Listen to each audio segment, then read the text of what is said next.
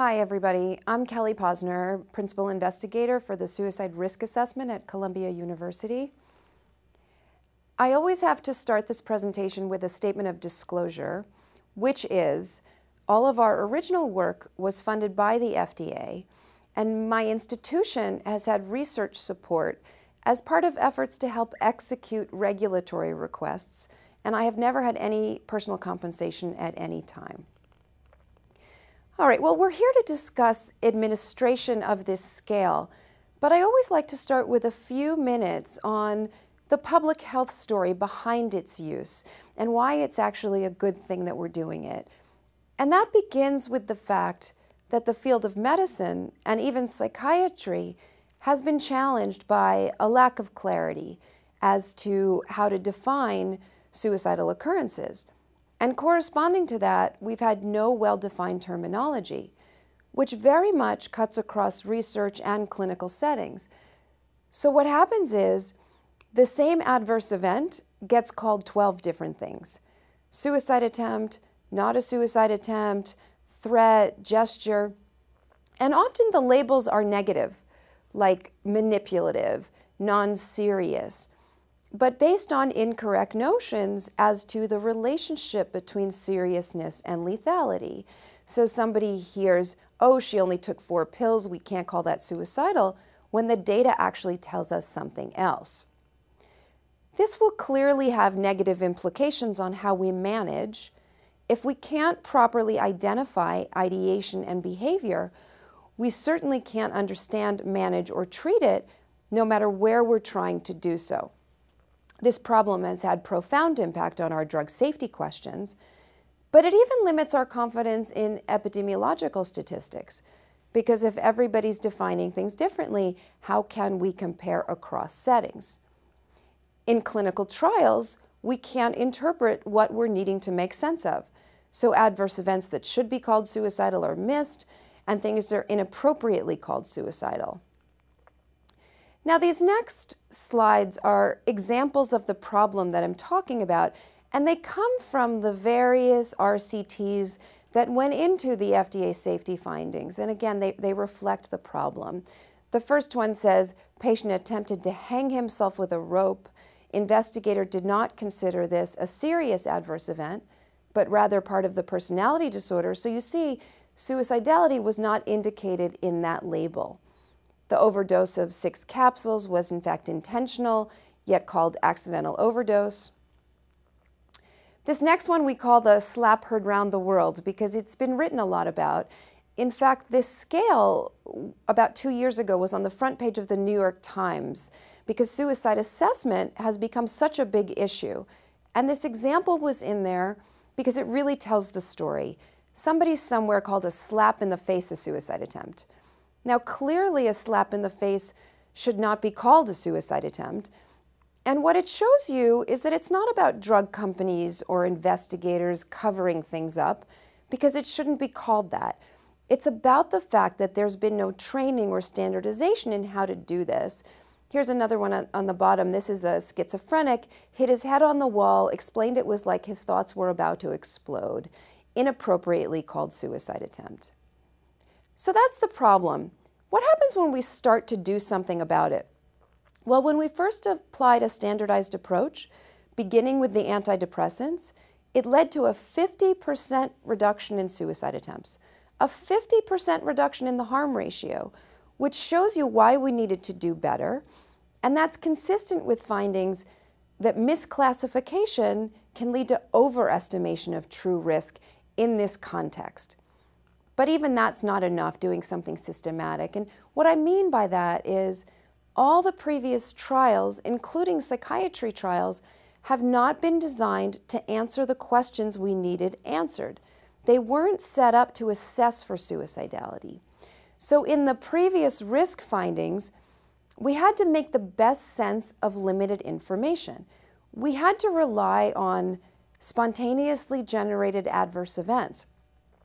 The problem with doing that is that people on active medications have more side effects, headache, stomachache, whatever it may be.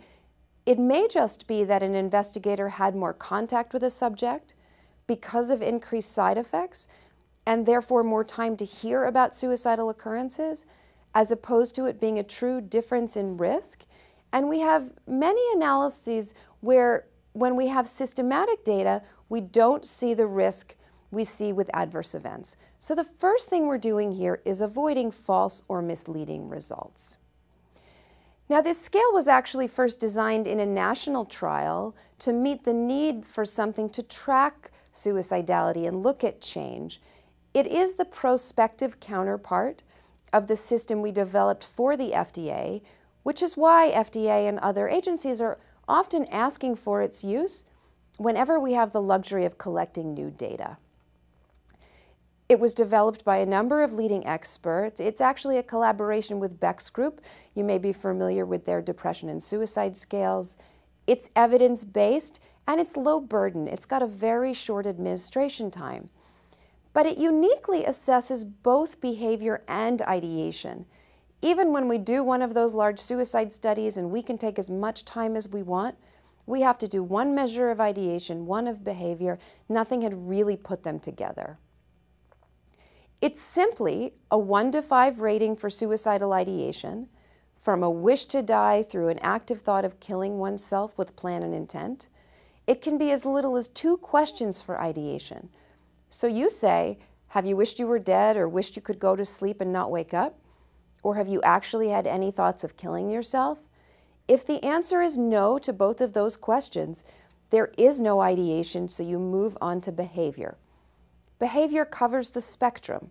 It fixes the problems we've seen in the past. It gives you the definitions. It gives you the questions to ask to figure out what to call something. It's what we call semi-structured, and that means it's a flexible format. The questions are provided as helpful tools. It's not required to ask any or all of them, just enough to get the right answer. The most important thing is for you to gather enough information to decide if you should call something suicidal or not. So for example, if you say, have you made a suicide attempt? And the patient says, yes, I took 50 pills because I definitely wanted to die, you'll see in a few moments you have enough information to call that a suicide attempt, and you don't need to ask additional unnecessary questions. Sources of information. With questionnaires like this, you're encouraged to use any and all sources of information that inform your best answer. Typically, the subject gives you the best insight into their suicidality, but that's not always the case. Let's say a husband or wife of your subject calls you up and tells you about their husband or wife, your subject, being in the hospital. This is what they wrote in the suicide note. You will have enough information to check off attempt on your form according to the other source of information, and you don't necessarily need to speak to the subject directly. Okay, this is the range of types of ideation, and what this is doing is articulating what we've been trained in psychiatry to do for many years. It just hasn't necessarily been spelled out like this. Once again, beginning with a wish to die, have you wished you were dead or wished you could go to sleep and not wake up? Or have you actually had any thoughts of killing yourself? Again, no to both of those questions, there is no ideation. You move on to behavior. However, if it's yes to the second question, have you actually had any thoughts of killing yourself? Then you ask 3, 4, and 5. Have you been thinking about how you might do this? Have you had these thoughts and had some intention of acting on them? Or have you started to work out or worked out the details of how to kill yourself? You can't have methods, intent, or plan if you don't have a thought of killing yourself. Those are subcategories of it. Now, once you determine if there is a thought, you ask a few follow-up questions about the most severe thought. We're going to go through the questions, but the reason those questions are there is because Beck's group went through the scale of suicidal ideation with us, and those were the items that were significantly predictive of completed suicide. So if there is a thought about the most severe, you say, how many times have you had these thoughts? When you have the thoughts, how long do they last? Can you stop thinking about killing yourself or wanting to die if you want to? Are there things, anyone or anything like family, religion, pain of death, that stopped you from wanting to die or thinking about committing suicide? And finally, what sorts of reasons did you have for thinking about wanting to die or killing yourself? Was it to end the pain or stop the way you were feeling? In other words, you couldn't go on living with how you were feeling. Or was it to get attention, revenge, or a reaction from others? Or both? And we know if somebody says it was to stop or end the pain, that's more serious than otherwise. So if they have more frequency, longer duration, less control, fewer deterrents, and it's to stop or end the pain, that's when we worry more, and that informs your clinical judgment. The other thing that informs your clinical management is, when do we go to the next step? Well, our guidance is when they have a 4 or 5, intent or plan an intent. That becomes particularly important in non-psychiatry trials. So for example, in obesity trials, there's an FDA guidance that says only when someone has a 4 or 5 is when you trigger referral to a mental health professional. And what we think that's doing is reducing a lot of unnecessary burden and exclusions from studies and walks to ERs. Okay, we're moving on to behavior. And the behavior section is driven by this definition of suicide attempt, which is a self-injurious act committed with at least some intent to die as a result of the act. First of all, it says self-injurious act. It doesn't say self-injury. There does not have to be any injury or harm, just the potential for it. So if a man puts a gun in his mouth and he pulls the trigger, and luckily the gun failed to fire, even though he wasn't hurt, that became a suicide attempt as soon as he pulled that trigger. There does not have to be physical injury. Then it says with at least some intent to die. Well, when people are feeling suicidal, they often have mixed motives. It just has to be that any part of them was doing this to end their life for us to call it a suicide attempt. So if 5% of them wanted to kill themselves and 95% wanted to make their girlfriend angry, that's what it gets called. It used to be somebody would say, did you want to kill yourself? The answer would be no, they'd move on. Very often with that second question, did any part of you want to kill yourself, you get a very different answer. And then it says, as a result of the act. That means the behavior and the intent must be linked. It must be the why, at least in part. Sometimes people cut because they're self-mutilating and they always have a background suicidal thought. Those two things do not equal a suicide attempt. It must be the why, at least in part. And finally, we can infer intent clinically from behavior or circumstance. One way we can do that is if someone denies intent to die, but they thought it could have killed them. Another is what we call clinically impressive circumstances. That's a highly lethal act where no other intent but suicide can be inferred, like trying to shoot oneself in the head, or jumping from an 8th story, or setting oneself on fire, or taking 200 pills. No matter what they say, we can't infer anything but that. Now, the other important thing to note about what we call suicide attempts is, as soon as the first pill is swallowed, or the first scratch with a knife is made, even if they change their mind 2 seconds later, and you know logically it couldn't have hurt them yet, it doesn't matter. As soon as that pill has been swallowed or that scratch has been made, it's already become a suicide attempt. Now remember I said you don't have to ask any or all questions, just what you need? Well, it may be that a subject doesn't recognize something should be called a suicide attempt. So it may take you that second question. Have you done anything to harm yourself for you to even know that you have something to assess? And what we're doing is distinguishing attempts from non-suicidal self-injurious behavior.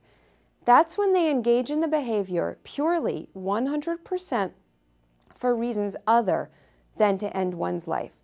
What we think of as self-mutilation, that's to relieve internal pain, feel better, feel something, or what we call affecting external circumstances.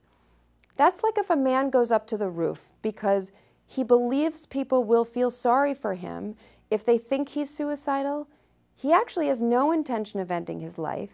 He just wants to get sympathy from others. Well, if that man accidentally fell to his death, that's just what we would call it, an accidental death, because there was no suicidal intent associated with it. Okay, these are some cases from our hospital that we're going to go through together. The first one says, the patient wanted to escape from her mother's home. She researched lethal doses of ibuprofen. She took 6 ibuprofen pills and said she felt certain from her research that this amount was not enough to kill her. She stated she did not want to die, only to escape from her mother's home. She was taken to the hospital where her stomach was pumped and she was admitted to a psychiatric ward. Do you think that's a suicide attempt? Should we call that a suicide attempt? No, absolutely right. We shouldn't call that a suicide attempt. And there are a few important things to note about this case. All over this girl's record, it said suicide attempt. It wasn't until somebody took the time to ask the question why did you do it, that we got better, more reliable information. And we think that will always be the case. The other thing is, she also had suicide attempts, and she was very able to say, on these occasions I wanted to kill myself, but here I didn't. And the point is, you have to assess each occurrence independently. Don't assume if one thing was suicidal that the next thing will be, because they come together in the same patients. And it's very important for your outcomes or your risk assessment to know the difference between 4 suicide attempts and 1. Young woman following a fight with her boyfriend felt like she wanted to die, impulsively took a kitchen knife and made a superficial scratch to her wrist. Before she actually punctured the skin or bled, however, she changed her mind and stopped. Is that a suicide attempt? Yes, it is. Remember, as soon as that first scratch was made, it became a suicide attempt. Patient was feeling ignored. She went into the family kitchen where her mother and sister were talking. She took a knife out of the drawer and made a cut on her arm. She denied she wanted to die at all, not even a little, but just wanted them to pay attention to her. Right, that is not a suicide attempt. There is no suicidal intent associated with what she did. Patient cut her wrists after an argument with her boyfriend. Patient cut her wrists after an argument with her boyfriend. So there's not enough information in this case to answer the question. We know what she did, we just don't know why she did it. And both self-mutilation and suicidal behavior have stressors that precipitate them. So argument with boyfriend doesn't tell you anything. Had a big fight with her ex-husband, took 15 to 20 imipramine, went to the hospital, drank charcoal, unable to verbalize clear intent, but states she was well aware of the dangers of TCA overdose and the potential for death. So yes, we can call that a suicide attempt as well, because remember, you can infer it if they thought it could be lethal. Okay, now there's some other suicidal behaviors that are also important to assess. They just don't reach the threshold of an attempt. And the first one is called an interrupted attempt. That's when a person starts to take steps to end their life, but someone or something stops them. So they're on the ledge poised to jump, somebody grabs them back. She has a gun in her hand, somebody grabs it out of her hand. An aborted attempt is exactly the same thing, but they stop themselves. So he goes up to the roof, he turns around and changes his mind. She has a gun in her hand, she puts it down. And the final category is any other behavior. Saying something is not a behavior, but any other behavior with suicidal intent. Collecting or buying pills, purchasing a gun, writing a will or suicide note. So the question is, have you taken any steps towards making a suicide attempt or preparing to kill yourself, such as collecting pills, getting a gun, giving valuables away, or writing a suicide note? So the very examples are in the question for you to ask the subject. Now for suicidal behavior, you want to select everything that's appropriate, but you only want to select something if it's a discrete behavior. So for example, if somebody wrote a suicide note as part of an actual attempt, you wouldn't check off preparatory behavior and actual attempt because it was part of the actual attempt, and you don't want to overcount things. The other thing to note about suicidal behavior is if there's ideation as part of the behavior, which usually there is, you only indicated it in the behavior. If there's a suicide attempt, you don't check off an ideation answer and a behavior answer because it's part of the behavior. Now this is the attempts section, and I just want to highlight a few things. First of all, it's the only one with multiple questions. And remember I said you don't have to ask any or all questions, just what you need? Look at that last indented question. Or did you think it was possible you could have died from? Remember, if they deny intent, you can infer it if they thought it could be lethal.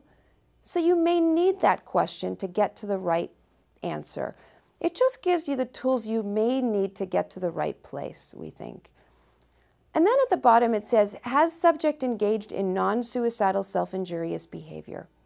We think that's really important because what that does is give you credit for having appropriately assessed something and ruling it out. If that weren't there for the self-mutilation cases, etc., it would just be nose down the page, and it wouldn't be reflected that you asked the right questions and decided something shouldn't be called suicidal. Completed suicide is on the form. It can happen in any setting. A similar example to the one I gave before, let's say a husband or wife of your subject calls you up and tells you about your subject's tragic suicide, or you may have medical examiner records. If you have enough information, that is what you would indicate. Lethality. We answer a lethality question for potential suicide attempts only. And if there was medical damage, we answer it in terms of what actually happened in terms of medical damage. Not what could have happened or should have happened, but what actually happened. This is the item. This is a compilation of the Beck Medical Lethality Rating Scale. This is a 0 through 5. 0 is no physical damage or very minor physical damage, e.g. surface scratches. So even a surface scratch can be a 0. 4 is severe physical damage, medical hospitalization, not psychiatric, because we're talking about medical damage here. But to circle the right answer, you need to ask one or two open-ended questions. So for example, if they cut, did it require a Band-Aid or a bandage? Did it bleed a little or profusely? Again, to be able to circle the right answer. Now, if there is no medical damage, like the gun that failed to fire, we answer one question about potential lethality. Another example where we would do that would be if somebody laid on the train tracks with an oncoming train, but they were pulled away before they were run over. As soon as they laid on those train tracks, by the way, that became an actual attempt, and both of those would be a 2. Behavior likely to result in death despite available medical care. Because if they had been run over by the train or the gun had not failed to fire, likely they would have died no matter what. Now on the form it says, if yes, please describe. What's the most important thing to write there or in your free text? What did they do and why did they do it? The pieces of evidence of why you did or didn't call something suicidal. Always remember to assess ideation and behavior independently. Don't assume if they deny ideation, they won't have behavior. There are people who think they've never had a suicidal thought in their life that will tell you they've made suicide attempts because they don't make the connection. Timeframes. The first time you do this in a new study, for behavior, you're capturing all lifetime occurrences, the total number of attempts ever, etc. But for ideation, we treat it a little bit differently because it would be hard to average a thought across a lifetime. It wouldn't be very representative. So the reference time point there is the time they were feeling the most suicidal. The time in your life you were feeling the most suicidal, did you wish you were dead, etc. And actually Beck's group finds that time frame to be the most predictive of completed suicide, so it seems to have the most clinical meaning. And sometimes this scale is being put in the middle of ongoing trials because some good data is better than no good data, or for safety monitoring. In that case, there's something called an already enrolled subjects version, and that baseline covers 2 periods, prior to study start and since study start. So before you came into the study, how many attempts had you made, and how about from the study start till now? And whichever the case, every time you see the patient after that, you use the since last assessment version, since last visit, and that captures all events and types of thoughts since the last assessment. Since I last saw you, have you done anything or had thoughts of? So a few more case examples. Patient experienced heartbreak. She took 4 clonazepam, called a girlfriend, and talked her, cried it out. She was dismissive of its seriousness, but indicated she wanted to die at the time she took the overdose. Now, what would we call that? An attempt, interrupted, or aborted? Attempt, interrupted, or aborted? It would be called an attempt, because remember, as soon as she took that first pill, it became a suicide attempt. During pill count, the study staff discovered that 6 tablets were missing. Upon questioning, the patient admitted she was saving them up so she could take them all together at a later time in order to kill herself. Interrupted, aborted, or preparatory behavior? Preparatory behavior. Collecting pills is the very example that's even in the question. Patient reported he first started thinking about killing himself when he was 12. He thought about how easy it would be to pretend to fall in front of a bus before it was able to stop, so that it would look like an accident. Although he thought about it often, he said he didn't have the courage to do it. Now that's obviously ideation, but the type of ideation is thoughts with methods. This isn't a plan yet. A plan would be more detailed. A plan is next Tuesday at 3 o'clock, I'm going to go into my husband's medicine cabinet when I know he's going to be away at the office so he can't come home to stop me. A plan would be more detailed.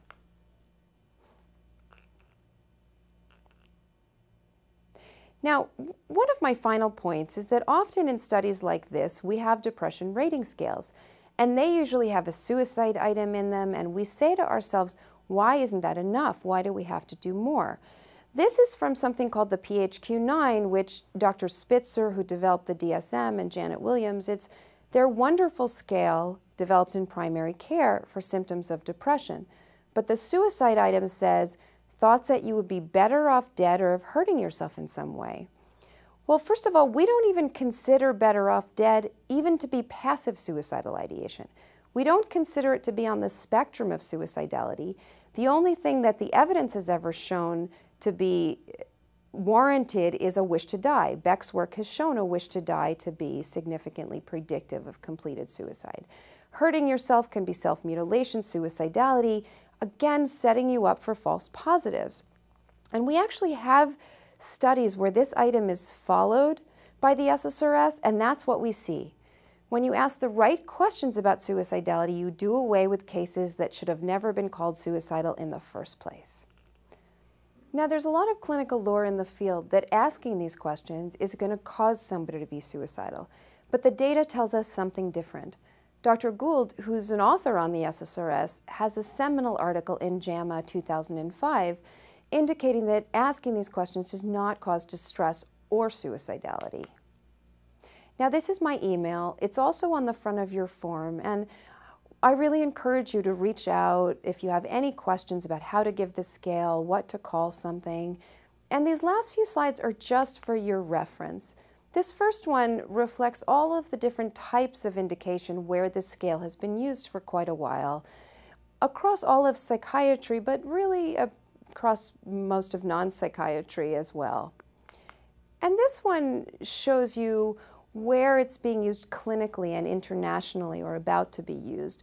World Health Organization, Europe, best practices. It's about to go into the US Army, inpatients, outpatients, hospitals, emergency rooms, general medical, psychiatric, schools, college campuses, VAs, national organizations, the American CDC surveillance definitions are now the Columbia definitions, essentially. So to us, this is the very good news, because what this reflects, hopefully, is that we're all beginning to speak the same language, which will in turn, hopefully, also foster more precise communication.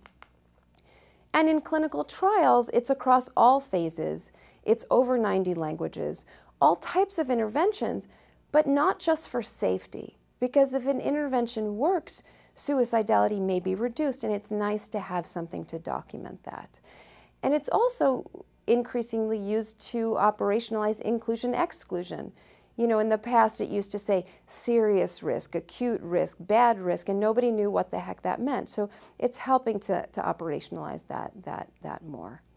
So on that note, that is the end of my formal presentation, and I thank you for your attention.